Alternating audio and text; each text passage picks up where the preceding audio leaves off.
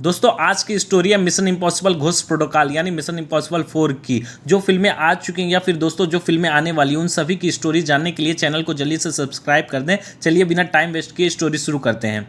Film शुरू होते ही दिखाता है बुदापेस्ट में आईएमएफ का एक एजेंट हनावे एक फाइल हासिल करके भाग रहा है और छत पर से कूद कर भागने में कामयाब भी रहता है। तभी नीचे एक गली में शेबिन जो एक पेशावर कातिल रहती है इसे मारकर फाइल ले लेती है। अगले ही सीन में ईथन हंट यानी टॉम क्रूज को दिखाता है जो कि मॉस्को जेल में कैद रहता है। बेंजी और जेन ईथन हंट को रेस्क्यू करती हैं।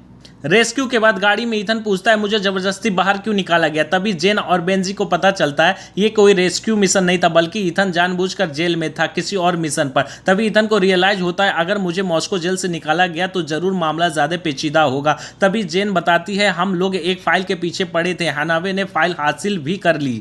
तभी सेविन हनावे को मारकर फाइल ले लेती है जिसमें रशियन परमाणु बम का कोड था। तभी अगले ही सीन में ईथन को मिशन दिया जाता है। कोवेल्ट रशिया का बहुत ही इंटेलिजेंट परमाणु एक्सपर्ट था जो कि अब गद्दार हो चुका है। इसको एक्सपोज करने के लिए क्रेमलिन जाकर कोवेल्ट से पहले कोवेल्ट का फाइल लेकर आओ और इसके लिए तुम्हें जनरल एनाटोली का भेष लेना होगा। तो अगले ही सीन में क्रेमलिन दिखाता जो कि बहुत ही ज्यादा खूबसूरत और हाई सिक्योरिटी वाली जगह होती है।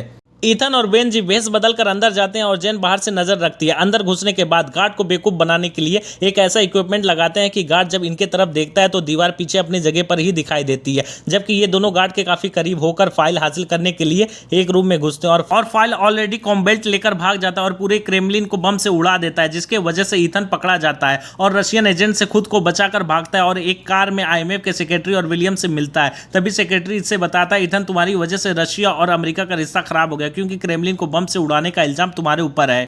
तभी रशियन एजेंट हमला करके सेक्रेटरी को मार देते हैं। ईथन अपना और विलियम का जान बचाकर भागता और एक ट्रेन के 47 नंबर डब्बे पर दौड़ते हुए दोनों चढ़ जाते हैं जहां बेंजी और जेन पहले से ही मौजूद रहते हैं। ईथन फोन पर बात करने के बाद सबको बताता है दरअसल कोम्बेल्ट एक कोड नेम है, इसका असली नेम हेनरिक्स है जिसका एक आदमी मैरियस विस्टम सेविन जिसने फिल्म के शुरुआत में परमाणु बम के कोड चुराए थे वह मैरियस के हाथों दुबई के बुर्ज खलीफा में परमाणु कोड बेचने जाती है। ईथन का प्लान ये होता है परमाणु कोड को बदल कर नकली कर देंगे इसलिए चारों दुबई जाते हैं और वही सीन इस फिल्म का सबसे ज्यादा इंटरेस्टिंग सीन है। ईथन की टीम 130वें फ्लोर पर रहती है और बेंजी बुर्ज खलीफा का कैमरा और सिक्योरिटी को हैक नहीं कर पाता है और सर्वर रूम में जाने के लिए अंदर से पॉसिबल भी नहीं होता है। तभी ईथन मैग्नेट ग्लव्स पहनकर बुर्ज खलीफा के बाहर से चढ़ता है। इस सीन में बदन के रोंगटे भी खड़े हो जाते हैं। जब परमाणु कोड लेने आता है तो अपने साथ एक के परमाणु कोड का एक्सपर्ट भी लेकर आता है जिसके वजह से कोड का राइट कॉपी मैरियस के हाथ लग जाता है और पूरे दुबई में तूफान के बीच चेजिंग सीन चलता है और चेजिंग के दौरान ही ईथन को पता चलता है ये कोई मैरियस नहीं बल्कि हेनरिक्स खुद है जो मैरियस के भेष लिया है और ये भागने में कामयाब भी हो जाता है। उधर सेबिन जेन के हाथों मारी जाती है। ईथन को एक खबरी बताता है एक पुरानी रशियन सैटेलाइट मुंबई में एक टेलीकॉम कंपनी को बेचा गया है। तब ईथन का डाउट क्लियर होता है कि इस मिसाइल को मुंबई से छोड़ा जाएगा और यही बात रशियन एजेंट को भी बताता है जिसके वजह से ये रशियन एजेंट इंडिया पहुंच जाते हैं।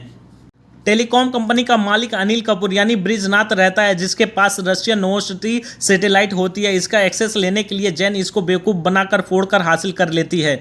दूसरी तरफ बेंजी और विलियम सैटेलाइट के सर्वर से कनेक्ट होने के लिए 25 फीट की ऊंचाई से एक फैन पे छलांग लगाकर कनेक्ट करने की कोशिश करते हैं और ये सीन और जेन ईथन का सीन दोनों साथ साथ दिखाया कि जो कि बहुत ही इंटरेस्टिंग होता है और ये दोनों फेल भी हो जाते हैं। पहले मिसाइल को हेनरिक छोड़ देता है और ईथन को देखते ही भागने लगता है। BMW के शोरूम में ईथन इससे लड़ता है और इसके पास जो ब्रीफकेस होती है उससे मिसाइल को डिफ्यूज करने के लिए ईथन इसे हासिल करना चाहता है। उधर ईथन की टीम टीवी स्टेशन पे सैटेलाइट को रिकनेक्ट करने की कोशिश करती है और जब परमाणु बम टकराने में कुछ ही सेकंड बचता है तभी सैटेलाइट को रिकनेक्ट करके ईथन ब्रीफकेस हासिल कर लेता है। रेड बटन दबाता है जिसके वजह से मिसाइल बिना फूटे बिल्डिंग से टकराकर पानी में गिर जाती है।